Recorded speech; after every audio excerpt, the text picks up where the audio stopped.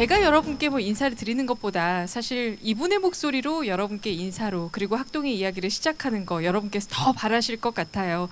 우리 임택 동구청장님 무대 위로 모시겠습니다. 박수 부탁드립니다.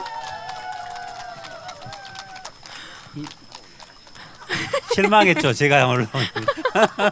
아니 저는 방금 슈퍼스타가 이런 기분이겠구나 싶은 게 어쩜 이렇게 호응이 좋아요, 청장님. 저 휘바람 소리로 이렇게 환영받긴 처음이네요. 그러니까요. 예. 그리고 반갑습니다. 구청장 임택입니다. 예. 예. 저는 사실 학동하면은 제가 20대 때 여기서 다 공개하기 어려운 그런 아련한 추억이 있는 그런 골목이 바로 학동 골목이었는데요. 나중에 그게 학동 팔거리였다. 네. 나중에 알게 됐는데 지금은 사실은 이제 사라져가지고 너무 아쉬운데요.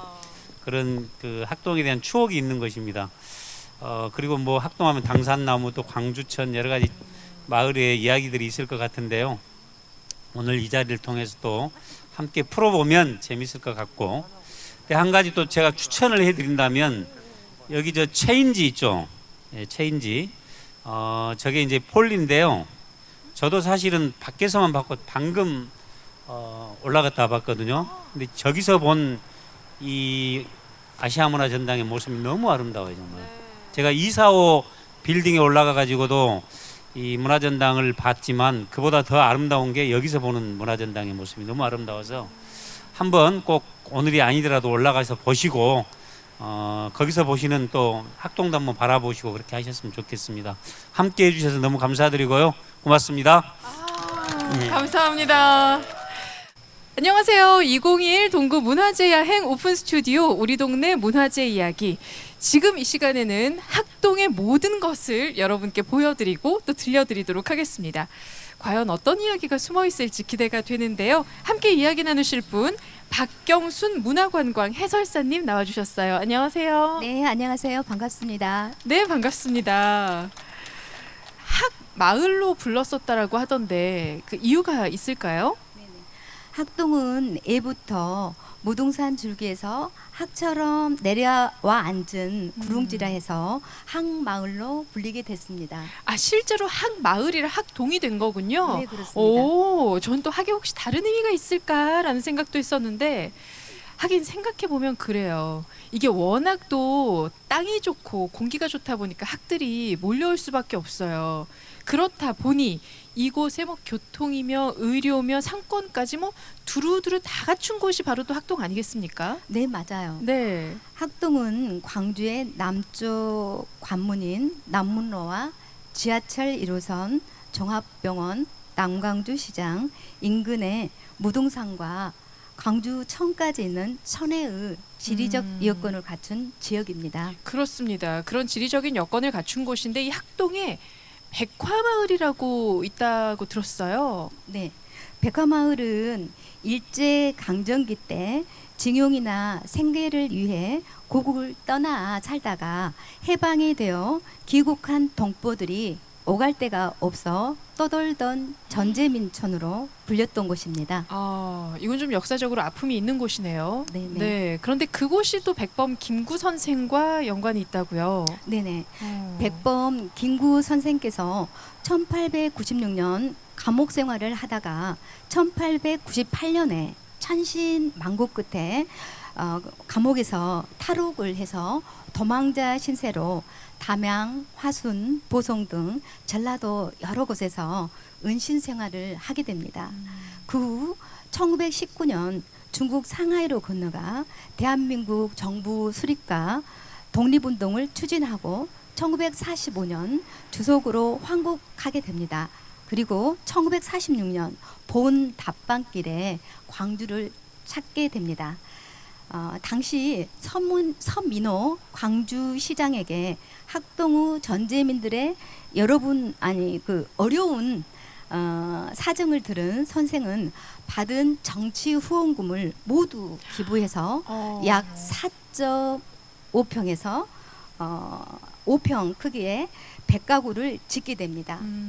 이곳에서 백가구가 화목하게 잘 살라며 백화마을이라고 하였습니다. 아, 네. 의미가 이렇게 듣고 나니까 이 백화마을에 대해서 절대로 쉽게 얘기하면 안 되겠구나. 그리고 굉장히 진지하게 경건하게 얘기해야겠구나라는 생각이 드네요. 네, 그렇습니다. 그리고 바로 그 옆에 또 의미 있는 곳이 있죠. 네네. 하기마을 그 뒤쪽에 보시면은 백화 아파트가 남아 있고요. 그 옆에는 백범 기념관이 들어서 있습니다. 근데 조금 전에 이제 그 크기가 4.5에서 5평 남짓.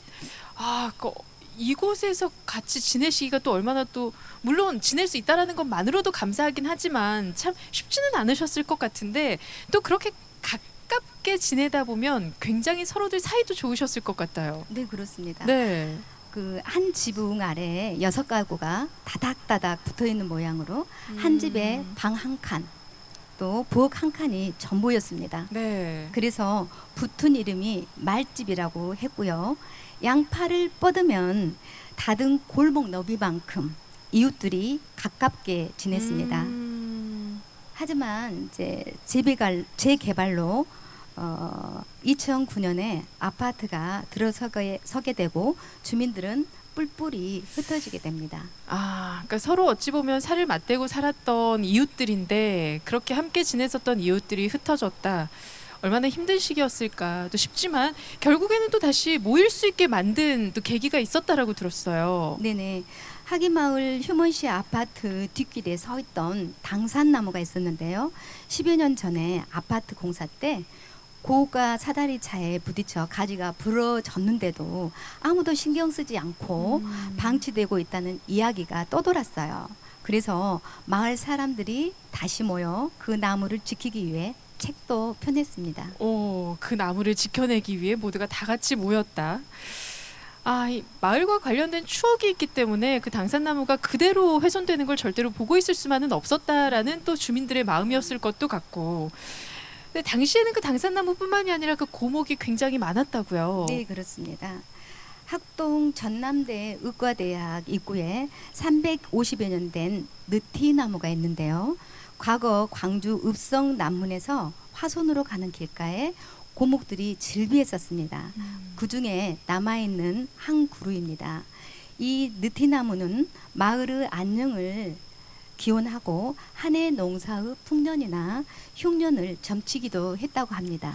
그러면 그 나무로 어떻게 풍년, 흉년을 점쳤을까? 그것도 궁금해지네요. 네, 아래서부터 잎이 돋아나면 흉년, 위에서부터 잎이 돋아나면 풍년이 된다는 이야기가 전해져 내려옵니다.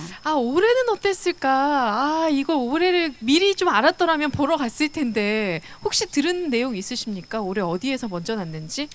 글쎄 그 얘기는 제가 못 그렇죠. 들었습니다. 내년부터는 우리 위에서부터 나는지 아래서부터 나는지 꼭 챙겨보는 걸로. 아마 위에서 나지 않았을까 싶습니다. 현답이십니다. 박수 한번 주세요. 그런데 보니까 그 느티나무 아래에 비석이 하나 있더라고요. 네네. 네. 그 비석에는 오랫동안 완고하게 기계를 떨쳐 나아가라는 뜻을 담아 천년 완골이라는 내용이 비석에 세워져 있는데요. 네. 이 비석은 1645년 광주 목사로 부임했던 신익전의 선정비가 되겠습니다.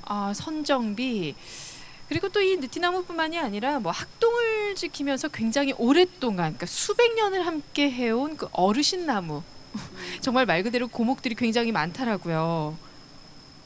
네, 그 고목은 우리 옛 도청 본관 앞에 은행나무와 소나무가 있는데요. 네. 1980년대 계엄군들이 발사한 총탄이 박힌 은행나무, 소나무가 있습니다. 그리고 충효동 충효마을엔 천연기념물로 지정된 수령이 430여 년이 된 왕버드나무 세 그루가 군락을 이루고 있고요. 칠석동 칠석마을에 할머니 당산나무라고 불리는 800여 년 된 은행나무가 있습니다. 이 나무는 광주광역시 기념물로 지정되어 있습니다. 이게 지나가면서 오래된 나무네라고는 할 수 있는데 이렇게 의미가 있고 그 시대를 함께 지나온 나무라는 걸 알게 되면 지나갈 때 손 공손히 하고 지나가야 될 것 같고, 그렇죠? 네, 그렇습니다. 시대의 아픔을 다 본 나무인데 과연 그 나무는 어떤 생각을 하며 그 시대를 함께 견뎌왔을까도 문득 궁금해지네요. 오래된 고목을 우리가 왜 또 신목이라고 하잖아요. 이 학동의 신목들이 학동과 함께 우리 광주를 지켜줬으면 좋겠다라는 생각이 들면서 또 이제 이 고목나무 이후에 우리 뽕뽕다리 얘기를 좀 해볼게요. 그때 당시에 뭐 학동 뽕뽕다리 하면 모르는 분들 없으셨죠? 네네. 1970년대에서 80년대 광주천에는 여러 개의 뽕뽕다리가 있었는데요. 광주천은 마지막까지 자리를 지켰던 뽕뽕다리였습니다. 뽕뽕다리는 공사장에서 안전 발판으로 쓰이는 구멍이 뻥뻥 뚫려 있는 철판으로 다리를 만들었다 해서 붙여진 이름입니다. 학동에서 옛 광주 남광주역이나 방림동을 건너기 위한 유일한 다리였다고 합니다. 다리 구멍 사이로 이렇게 물이 흐르는 게 보이고 사람들이 이동을 할 때면 다리가 흔들거리지 않겠어요? 그래서 그렇게 흔들리면 재미도 있었다고 합니다. 그리고 이렇게 뽕뽕 구멍이 뚫린 대로 이렇게 고무신이 걸리게 되면 고무신이 빠지게 되겠죠. 네. 그런데 그 빠지는 그곳은 물살도 세고 또 깊이가 있어서 고무신을 이렇게 건져내기 힘들었다고 합니다. 그런데 이런 분들이 한두 분이 아니셨다고 합니다. 네. 그리고 지금 이제 그 다리가 1987년 사라진 이후에 30여 년 만에 콘크리트로 만든 50m의 길이의 뽕뽕다리가 만들어졌어요. 그래서 밤에는 환하게 조명을 밝혀서 길 안내를 해주고 있답니다. 네, 지금은 또 다른 의미지만 여전히 우리는 뽕뽕다리로 기억을 하고 있고 그때 진짜 어린 시절에 그 고무신 잃어버리면 집에 가서 엄마한테 많이 혼나셨겠네요. 네. 그때 어른들이나 그렇죠, 아이들이나 그렇죠. 마찬가지입니다. 네. 그 추억을 갖고 계시는 분들이라면 이 학동에 대해서 얘기를 할 때 참 이야기거리들이 많으실 것 같은데 이 마지막으로 남광주 하면 또 이 해 뜨는 시장, 남광주 해 뜨는 시장을 얘기를 안 할 수가 없잖아요. 네, 남광주 해뜨는 시장은 광주 동구 대표 새벽 시장입니다. 광주 아침을 여는 시장이라고 할 수 있습니다. 옛 남광주역에 화순, 보성, 벌교 등지에서 새벽 5시에 도착하는 기차를 타고 오셨던 그런 장시나 안악내들이 싱싱한 농수산물을 기차에 싣고 와서 팔기도 하고 서로 친목도 도모하는 서민들의 외환이 깃들어 있는 시장이었습니다. 그러니까 지금 이렇게 해설사님 말씀을 듣다 보니까 그 시절을 지내오셨던 분들의 추억 이야기도 너무 궁금하네요. 언젠가 한번 그분들과 같이 이렇게 좀 담소를 나누면서 그 이야기도 나눌 수 있고 그리고 또 전할 수 있는 기회가 꼭 있었으면 좋겠습니다. 가시기 전에 짧게 한 말씀 또 인사 말씀 해주신다면 네. 우리 광주광역시에 있는 온도심 동구에서 이렇게 문화관광 해설사로 활동하고 있다는 것에 대해서 굉장히 자랑스럽게 생각하고 뿌듯하게 생각합니다. 여러 곳을 저도 몰랐던 곳을 보게 됐고 알게 됐고 그래서 너무나도 행복한 시간이 되고 있습니다. 네, 오늘 학동 이야기도 잘 들었습니다. 고맙습니다. 감사합니다. 2021 광주 문화재 야행 오픈 스튜디오 오늘도 여러분과 함께 우리 동네 문화재 이야기 채워보고 있습니다. 우리 학동에 대한 이야기를 계속해서 나누고 있는데요. 오늘 책을 준비를 해오신 분이에요. 당산나무의 귀환. 과연 어떤 이야기가 담긴 책인지 이분과 함께 이야기 나누겠습니다. 학동 당산나무 협의 회원이자 학동마을 사랑채 운영협의체 위원으로 활동하고 있어요. 김미남 위원님 환영의 박수 부탁드립니다. 네, 안녕하십니까. 김미남입니다. 네, 반갑습니다. 반갑습니다. 네. 네. 김미남님의 이 아름다운 모습으로 오늘 또 학동 이야기 어떻게 채워주실지 너무 궁금한데 앞서서 우리 해설사께서도 그 당산마 그 백화마을 이야기를 해주셨지만 우리 조금 더 얘기를 나눠볼게요. 백화마을에 대해서. 네, 백화마을 하면은 우리 김구 선생님을 빼놓을 수가 없습니다. 네. 김구 선생님 하면은 우리가 어떤 모습이 생각납니까? 대부분 풍채도 크시고. 오. 그러시죠. 그리고 또 두루마기가 맞아요, 한복이시죠. 맞아요. 그래서 제가 컨셉을 한복으로 제가 입고 왔습니다. 와. 네. 우리 백화마을은 1946년도에 네. 김구 선생님께서 해방 후에 보성, 순처, 여수, 한평을 두루 다니셨어요. 네. 그러면서 옛날에 보성에서 40일간은 은거 생활을 하셨거든요. 거기를 갔다 오시면서 우리 학동 쪽 강주에 오시게 됐습니다. 그러는데 우리 학동 쪽에가 너무 그때 전재민들이 너무 힘들게 집도 없이 살고 있는 거예요. 그러는데 그 모습을 보셨어요. 그러면서 그때 그 옆에 동석에 서민호 강주시장님이 타셨습니다. 네. 그래서 우리 동포들이 너무 이러고 있다고 하니까 우리 김구 선생님께서 김구 선생님이 어디나 가면은 너무 열렬하게 환영을 하시면서 우리의 후원금을 많이 주시고 또 물품을 주시고 그랬습니다. 그래서 그거를 팔아서 우리 네. 학동에다가 칭호를 주면서 백화라는 이름을 줬어요. 그래서 네.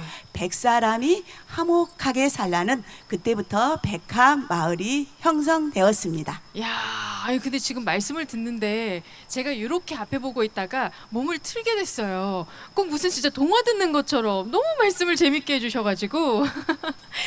근데 그러다 보니까 우리 백범 김구 선생을 기리기 위해서 백부 기념관도, 네, 백범 기념관도 건립이 됐죠. 네. 네. 백범 기념관은 2015년에 건립이 되었는데요.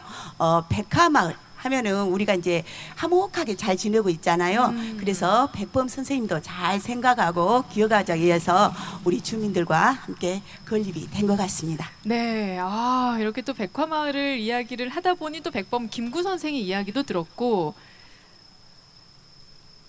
그리고 이렇게 이야기를 듣다 보면 사실 당산나무 얘기를 안 할 수가 없어요. 이 당산나무 중심으로 이 마을 사람들이 정말 많이 모여서 지냈죠. 예, 옛날에는 집도 좁고 그러니까 우리가 대소사나 그런 것을 소통하기 위해서는 그 나무가 큰 나무에서 모였는가 봐요. 네. 예, 그래서 지금도 당산나무가 있는데 지금 현재는 제가 보면은 그 마을 건물에 있는 청년들이나 이렇게 휴심으로 많이 사용하고 있더라고요. 어르신들도 많이 계시지만. 네. 네. 그곳에서 이제 어떤 이야기들이 오고 갔을까도 궁금한데, 그래서 지금 그 당산나무를 소재로 책을 펴내셨다라고 들었습니다. 네, 그렇습니다. 우리 학동에는 이제 어르신들이 많이 계십니다. 그래서 80대, 90대 분들의 이야기를 옛날의 애환이나 추억을 담아서 글로 쓰고 또 풍경 사진이란 것을 실었습니다. 어떤 내용들이 좀 주로 많이 들어있나요? 예, 그때 우리가 이제 힘들게 살았었잖아요. 네. 그래서 그때는 그 당산나무가 이제 있었는데 위급한 상황이 있잖아요. 그러면 당산나무 위에다 종을 매달아 놨대요. 그래가지고 그때는 이제 불이 많이 났었는가 봐요. 그래서 불이 나거나 하면은 그 종을 땡땡땡땡땡 크게 울려가지고 그러면 네. 사람들이 잠자다가도 양동이에다 물을 붓고 와서 불을 끄고 막 그랬다고 합니다. 네. 그러니까 혹시라도 이제 마을에 무슨 일이 있으면 그 당산나무에 있는 종을 쳐서 네. 모두에게 알리는 거잖아요. 예. 그러니까 모두가 공동체 의식을 가지고 지내셨구나 그때에도. 예, 그리고 그랬습니다. 그 중심의 역할을 당산나무가 해줬구나라는 생각이 드는데, 그 시절의 그 이야기들이 이 책 안에 다 담겨 있다라고 하니 너무 궁금한데, 혹시 좀 와닿는 부분, 그리고 이 내용이 이렇게 담겼습니다 하고 알려주실 수 있는 부분 좀 잠깐 좀 읽어주실 수 있을까요? 일상의 자리 무심히 또 하루 지나갑니다. 계절이 바뀌면 무심히 옷을 갈아입듯 나무도 잎들 떨구고 찬바람 맞겠지요. 그 시린 눈바람을 견딜 수 있는 것은 파란 잎들 피어올릴 눈부신 봄이 올 것임을 믿는 까닭이지요. 나무와 내가 보는 하늘 다 함께 푸르고 밤에는 별이 뜨리라 말하지 않아도 서로를 믿기에 힘든 시절이라 여기는 오늘 또 나무가 있어 혼자가 아님을 배웁니다. 무심한 일상의 자리에서.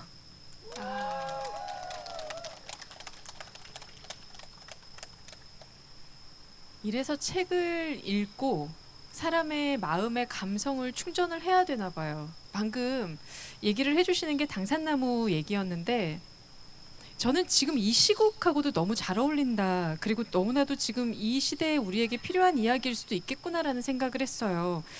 봄이 올 것임을 믿는 까닭이겠죠. 지금 이 코로나19라는 시기도 분명히 언젠가는 끝날 거라는 그 희망을 우리가 모두 가지고 있고, 그리고 결국에는 자연 속에서 치유를 하고 있잖아요. 우리 모두가 최근에 뭐 글램핑을 비롯해서 캠핑 등등 뭐 도심보다는 자연을 일부러 찾아가는 사람들이 많은 이유도 그건데, 그래서 우리 주변에 있는 이 나무들을 더 소중하게 생각해야겠다. 특히 그 마을을 지키고 있는 오래된 고목들은 더 잘 지켜야겠다는 생각이 드네요. 네, 그렇습니다. 네, 여러분 다시 한번 박수 크게 부탁드리고요. 이따가 이 책은 저 혹시 주고 가시면 네, 예, 드리고 가겠습니다. 아, 예, 감사합니다. 예. 사인도 네 부탁드리겠습니다. 사인요? 예, 예. 아이고, 사인도, 가문의 영광입니다. 네. 감사합니다.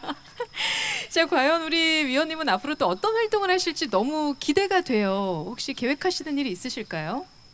아, 지금은 이제 마을 활동가라서 네. 계속하고 사랑채 운영 협의회 위원이거든요. 그래서 네.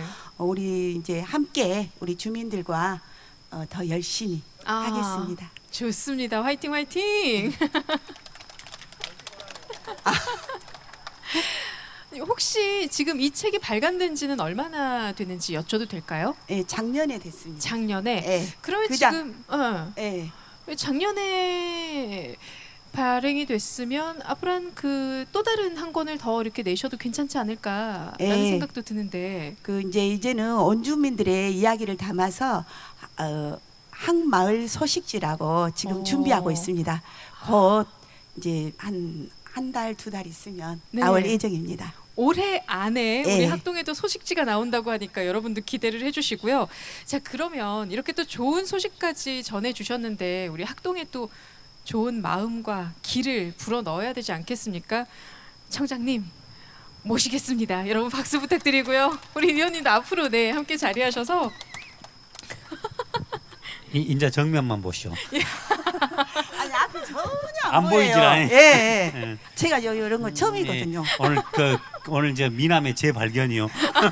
그러게요. 네. 자, 오늘 이렇게 학동에서 함께 또 학동의 이야기를 이곳 광주 읍성 유허에서 여러분과 함께 이야기를 나누는데 그런 것 같아요. 사실 의미를 어떻게 부여하느냐에 따라서 그 동네의 이미지가 달라지고 앞으로도 전해지는 이야기들이 달라질 수 있을 거라고 믿습니다. 그래서 우리 위원님이 앞으로 또 해주셔야 할 일들이 많으니까 총장님 이 정도면 진짜 엄지척 아닌가요, 학동? 예. 네. 그러니까 우리 같이 엄지척 한번 크게 예. 네 엄지척 딱 드는 거예요. 아셨죠? 학동 엄지척 척!